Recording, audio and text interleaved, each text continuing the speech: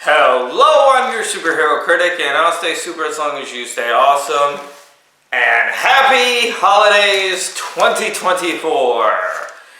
It's time to talk about the ghost with the most. Beetlejuice is one of my personal favorite horror comedies. The story, comedy, sets, cinematography are perfect. But we are here to talk about the cartoon.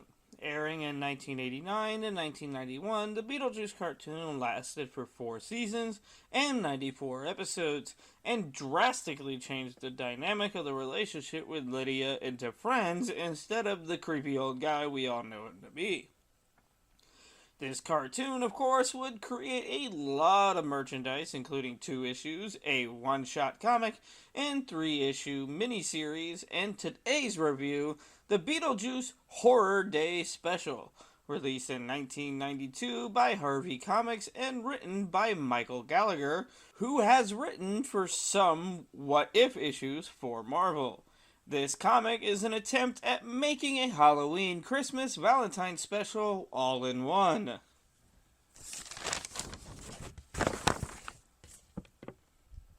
So let's dive into the Beetlejuice Horror Day Special.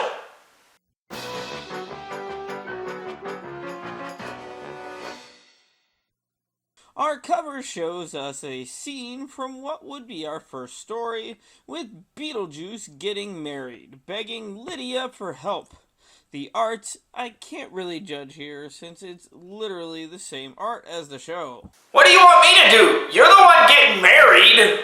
What a gift! A card, a special horror day package, and Beetlejuice's wedding. All that and more for $9.95 or your spleen. This comic is actually an anthology, with the first story being Get Me to the Church on Slime, where Lydia has received presents from everyone except for Beetlejuice, showing that he is not big on the holiday. It's the Christmas season, when people all over the world and the netherworld are kind to each other. Yeah, the rest of the year they vote to take people's rights away. Lydia, of course, is angry because she feels like Beetlejuice basically ditched her, but she then finds an invitation in her stocking to her best friend's wedding. She then, through anger, summons him. It can't be! I won't believe it unless I hear it from Beetlejuice! Beetlejuice! I said Beetlejuice! You know, that's one of the things that really bugs me about at least this specific iteration. Countless times throughout the cartoon, that's one of the things that really bugs me about this iteration. In the film, it is stated that it can't be unbroken. They make that a clear rule throughout the entire franchise, whether it be the movie, the sequel, or the play. But in the cartoon, you can have separated words. Make it make sense and stop fucking up with continuity. BJ confirms Lydia's fears, letting her know he indeed has to get married, and tells a story of how he was at Ants in the Panty Raid, but the ghouls ambushed him by throwing rotten sandworm eggs at him. So in retaliation, he spits his chewing gum in her face, and unfortunately, in the netherworld, that is a huge custom. I am so glad that wasn't a custom before I got married. Beetlejuice feels like he has no friends, but Lydia reminds him he has her, so he asks her to be his best woman. She agrees, and they head to the netherworld, landing in the middle of a group that hates Beetlejuice. Uh-oh, we've arrived but right in the middle of every ghoul, goblin, and gonzo I've ever ripped off, swindled, or sold out. Run for it, Lydia. Where? We're surrounded. We could go that way.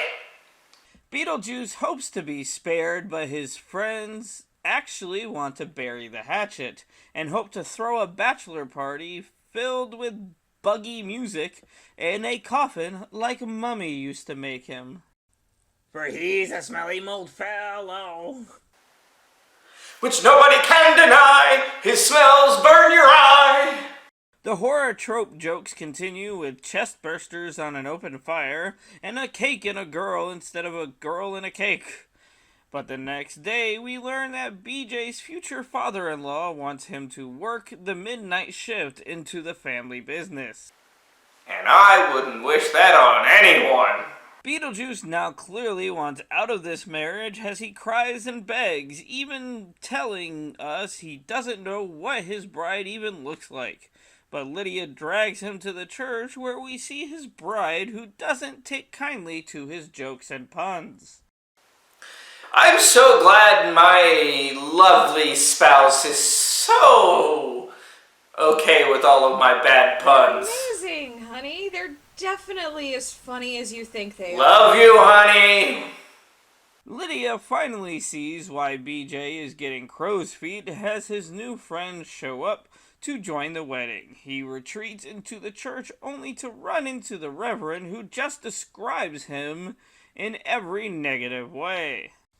Dearly departed, we are gathered here to join this lovely woman in the despicable, revolting, unwashed, slovenly, disgusting... You forgot cisgendered. Lydia is the first to object, pointing out that they clearly don't love each other despite the rules of the gum, so she just quickly rips the gum off the bride's face. There! No more gum, no more obligation, no more wedding. No more tip for the preacher? That preacher needs to keep his tip in his pants. That ends the marriage, and the guests and bride head home as Beetlejuice celebrates and kissing Lydia's cheek before they head home for their gift exchange, ending the story as Lydia is gifted a pre-worn t-shirt. Makes me wonder, does he ever take off his binder? The second story is entitled Never a Dull Moment, and it begins with BJ trying to find a birthday gift for Lydia, but can't find anything gross enough. She's sticky, she's icky, she's sure to make you sicky. So, we're just done with phrasing, right? That's not a thing anymore? The TV is actually promoting the grossest doll in town named Barfy, which is perfect for Lydia, so we literally hop over to the store only to find that all of them are gone, leaving only one left that he has to fight a witch doctor for. Your ugly mask doesn't scare me, witch doctor. I'm not wearing a mask. Neither am I. Beetlejuice morphs into a massive hand and high-fives the doctor, allowing him to get away with the doll, or not, as the witch doctor makes a voodoo doll of Beetlejuice. So his next plan is to cross-dress as a barfy saleswoman trying to sell the witch doctor accessories for the doll. Capitalism! However, as BJ takes the doll to celebrate, he sees the baby that the doll is for and does the good guy thing and gives it to the kid instead. And then gives the doll of himself to Lydia, which really gives a whole new meaning of sex doll. So that's the Beetlejuice Horror Day special.